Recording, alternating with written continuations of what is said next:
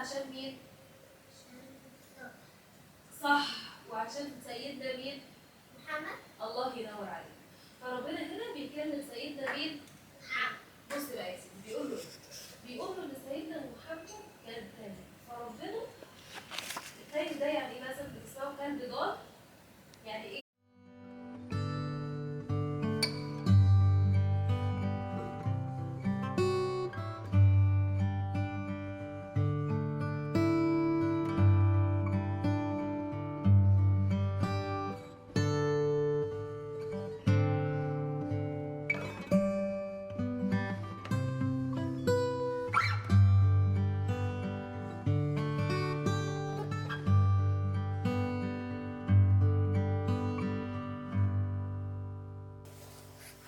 عاملين ايه؟ اليوم خلاص اهو في اخره. حبيت ان انا اوضح لكم حاجة مهمة جدا. اليوم بتاع النهاردة كان فيه حاجة مهمة، تاني اهم حاجة في حياتي تقريبا، اللي هي الاهتمام بصحتنا. بيضم ان احنا بنهتم بالرياضة، بالاكل الصحي، بشرب المية، النوم الكويس، وصحتنا النفسية كمان من ضمن الصحة العضوية، لان يعني هما بيكملوا بعض. والحاجة الاهم بقى اللي في حياتنا اللي احنا المفروض نتكلم فيها، واللي عايزة اقول لكم حاجة عنها، هي الصلاة. الكتاب ده يعني هو كتاب مختلف في حاجات كتير. اولا هو كتاب بيتكلم عن الصلاة، لكن هو اشبه ما يكون بان هو كتاب عن اسلوب الحياة، وازاي ان الصلاة في اسلوب حياتنا وفي الروتين بتاع حياتنا هتختلف تماما. هو مش بس بيقولك ازاي ما تفوتكيش صلاة، والاسرار بتاعت الناس اللي هي ما بتفوتهاش صلاة من اكتر من 80 سنة، ناس عمرهم 80 سنة ما فاتتهمش اي صلاة، ايه الاسرار بتاعتهم. يعني ده الجزء الاولاني، ان هو ازاي الصلاة كعادة ان احنا نبنيها، وان احنا نبدأ ان احنا نخليها في روتين حياتنا، وتبقى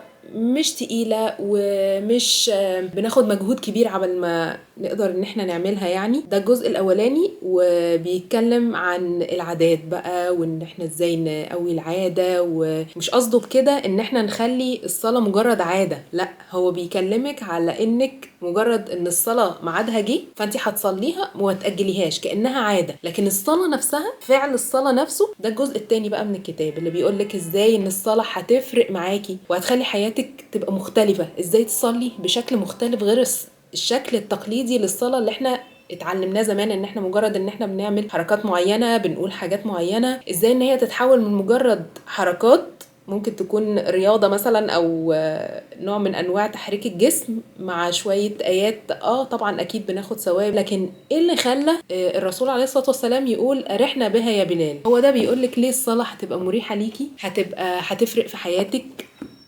من كتر ما الكتاب فيه معلومات قيمة، وكتاب طيب جدا جدا جدا ومباشر، مفهوش تطويل، وفي حاجات مهمة قوي متجمعة كلها مع بعضها كده، مخلية كتاب اللي هو ده الكتاب اللي هو لازم يبقى عندنا، بيفيد كل الناس اللي في الأسرة. يعني لو انتي بتفوتي صلاة، ازاي مش بتفوتي صلاة بس بتأخريها، او مثلا لو انتي بره البيت ممكن تقولي لا هستنى لما اروح البيت، ما وقت الصلاة ما بين المغرب والعشاء ما هو ممتد، لا العشاء ممكن اصليها قبل ما انام، صلاة الفجر لا مش لازم دلوقتي، لا ما النوم احسن. هو بيكلمك على كل الحاجات دي، وبيكلمك بقى من اكتر الافكار اللي انا عايزه اقول لكم يعني عليها لفتت نظري، يعني الفكره الشيطانيه اللي بتقولك ايه، الراحه انك ما تصليش دلوقتي، او خليكي قاعده، او عندك حاجات اهم، او الصلاه بتعطلك. دي فكره شيطانيه، لان بعد ما الفكره دي بتجيلك وبتكسلك عن الصلاه وبتخليكي تاجليها، بيجي فتره كده عذاب النفس بقى. انا وقت ما مثلا حد هيكلمني في التليفون مش هقول بقى انا الاعذار بقى بتاعت ان انا مشغوله، انا تعبانه، انا ما عنديش وقت، انا دلوقتي بشتغل، انا دلوقتي بذاكر، انا دلوقتي ورايا حاجات. لا، هتلاقي الاعذار دي كلها ما بقتش موجوده خلاص، وان انت لو صاحبتك كلمتك وقالت لك يلا ننزل دلوقتي، هتبقي عندك استعداد انك تنزلي وفرحانه. فالفكره الشيطانيه بتاعت ان الراحه في عدم الصلاه، في حين ان الحاجه الحقيقيه ان الراحه في الصلاه. لما هتصلي هيفرق معاكي جدا، انك هتحسي انك قد ايه انجزتي وعملتي حاجه محببه، وحاجه قابلتي فيها ربنا، واستشعارك بقى بحب ربنا، ان هو انت بتكلميه وهو مستنيكي، انت بتكلميه وهو بيسمعك في اي وقت. الحاجه دي ممكن تكون بالنسبه لناس حاجه بسيطه مثلا، لكن فكر فيها كده، يعني نفكر فيها مع بعض، مين في كل الأوقات أيا كانت الظروف وقت ما تحب إنك تكلمه هتكلمه، هيسمعك، هيحس بيك، هينفذ لك اللي انت عايزه. فصل برضو من فصول الكتاب بيتكلم عن ان الانسان